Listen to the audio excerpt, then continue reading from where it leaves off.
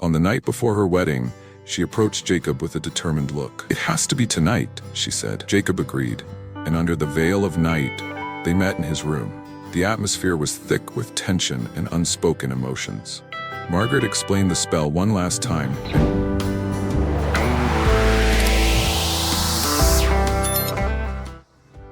Margaret Green was the cherished only daughter of Dr. Susan and John Green, a respected pediatrician and high school teacher in a small town in Ohio. Known for their loving nature but overprotective ways, the Greens shielded Margaret from every danger they could imagine. One fateful night, when Margaret was just a baby, her parents performed a secret ritual.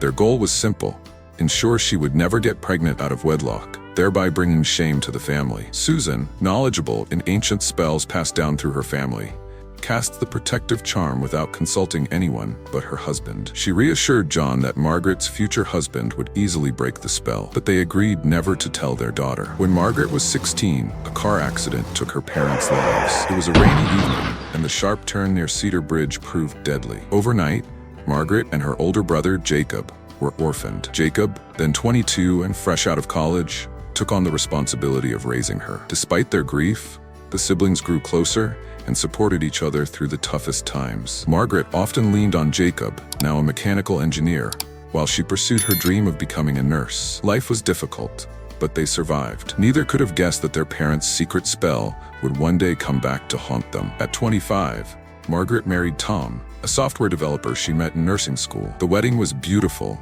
and they shared dreams of building a family. But after 3 years of trying for a baby, Margaret remained childless. Doctors found no physical issue, and Tom grew distant. Eventually, their marriage dissolved. Margaret felt broken, but she threw herself into her nursing career and decided to focus on herself. Love, however, found her again. She met Ryan, a firefighter with a heart as big as his courage. They married after a whirlwind romance, but the same heartbreak repeated. Margaret couldn't conceive. This time, Ryan was supportive, but Margaret felt she was holding him back. They amicably divorced. After her second failed marriage, Margaret sought answers from every source: medical experts, spiritual healers, even online forums. Her desperation led her to a fortune teller named Madame Estrella, who had a reputation for revealing unsettling truths. Madame Estrella's reading began like any other, with cryptic mentions of fate and destiny. But as she delved deeper, her expression changed. "You carry a spell, child," she said, her voice grave. "It was cast by those who loved you to protect you. The lock on your womb can only be opened by the blood of your kin." Margaret was horrified. "My kin?" she whispered. "Yes," Madame Estrella confirmed. "Your brother is the key." The revelation haunted Margaret. She couldn't eat or sleep, and every interaction with Jacob now felt heavy with the weight of her secret. One evening, after weeks of torment, she decided to confide in him. "Jacob," she began, sitting beside him on the porch of their childhood home. "Do you believe in curses?" Jacob raised an eyebrow. "What are you talking about, Margaret?" With trembling hands, she recounted what the fortune teller had told her. Jacob was skeptical at first, but as Margaret connected the dots, the deaths of their parents, her failed marriages, and the unbroken spell, he began to wonder. Jacob struggled with the revelation. He loved Margaret deeply, but this was beyond anything he could have imagined. They argued, debated, and prayed for another solution. But every attempt to explore alternatives led them back to the same grim truth. "I'll do it," Jacob finally said one night.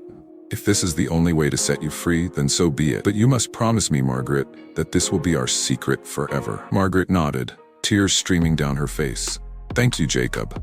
I swear no one will ever know." Margaret met David, a kind and patient doctor, at her hospital. He adored her, and for the first time in years, Margaret allowed herself to dream of happiness again. They got engaged within a year, and Margaret planned the wedding with her usual attention to detail. But beneath the joy, she knew she had one more obstacle to overcome. On the night before her wedding, she approached Jacob with a determined look. "It has to be tonight," she said. Jacob agreed, and under the veil of night, they met in his room. The atmosphere was thick with tension and unspoken emotions. Margaret explained the spell one last time, and Jacob, though hesitant, embraced the act as a necessary sacrifice. When it was over, Margaret felt an inexplicable lightness. Though the situation was far from ideal, she knew the curse was lifted. The next day, Margaret walked down the aisle, radiant and free. She and David exchanged vows, and Margaret promised herself that the past would stay buried. She moved with David to Boston, where they started a new chapter together. Margaret's life in Boston with David was everything she had hoped for. They spent their evenings talking about their future, decorating their cozy home, and dreaming about starting a family. But Margaret still harbored a small fear.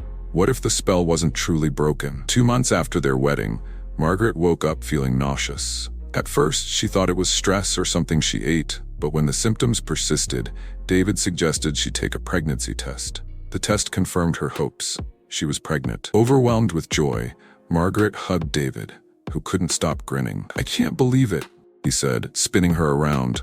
"We're going to be parents." Though Margaret shared his happiness, a shadow lingered in her mind. She resolved to focus on the present and keep the past buried. As her pregnancy progressed, Margaret found herself haunted by memories of the night she broke the spell. She loved her brother dearly, but their shared secret felt like a weight she couldn't shake.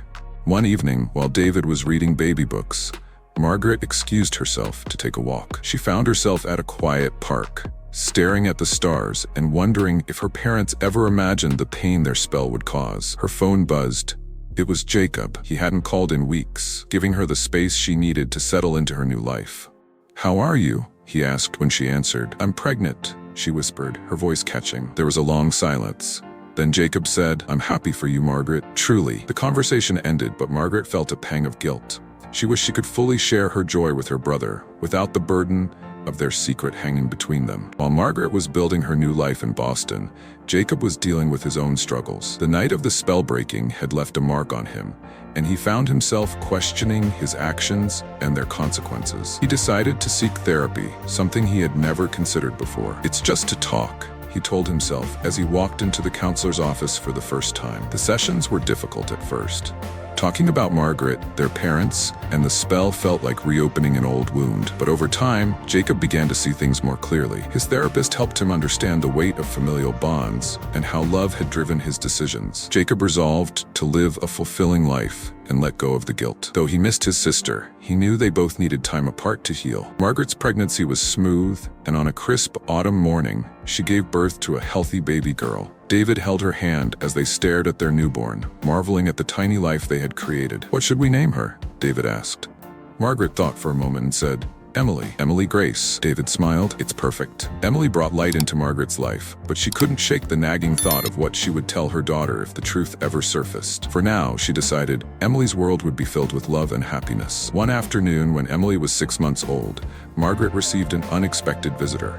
A woman named Helen Carter, an old friend of her parents, had been traveling through Boston and decided to stop by. "I was so sorry to hear about Susan and John," Helen said as she sipped tea in Margaret's living room.